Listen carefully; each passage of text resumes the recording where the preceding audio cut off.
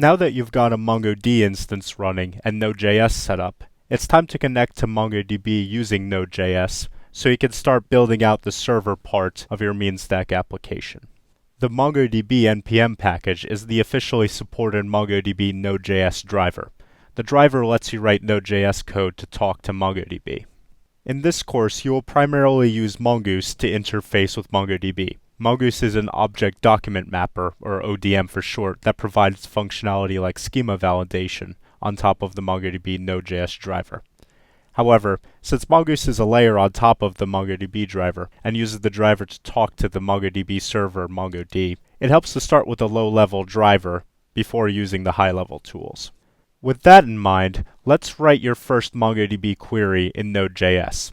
The first step is to add a dependency on MongoDB version 2.0.35 to your package.json.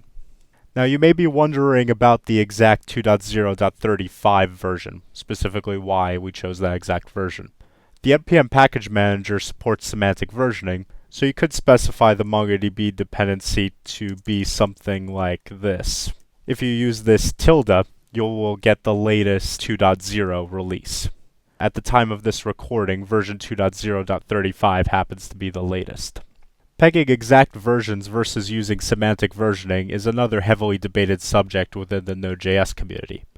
The reason for pegging exact versions is so you know exactly what version of a package you're using at any given time. While the developers behind the Node.js package you'll be using do their best to make sure that version 1.1.2 won't break code that worked in 1.1.1, mistakes do happen. Pegging an exact version leads to fewer potential points of failure. So let's change this back. Now that you've added the MongoDB driver to your package.json, you're ready to run your first query from Node.js. This Mongo client helper is what you will use to create a connection to MongoDB. This Mongo client.connect function takes a MongoDB connection string, which is a URI that tells the driver which MongoD to connect to.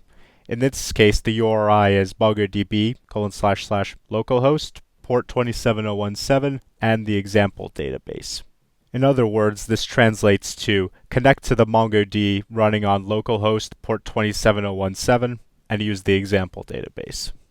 The Mongo client.connect function also takes a callback function. The callback function gets called when either an error occurred or the driver successfully connected. The callback function takes two parameters, a potentially null error and a potentially null DB handle. In this simple example, if an error occurs, we just log it and exit.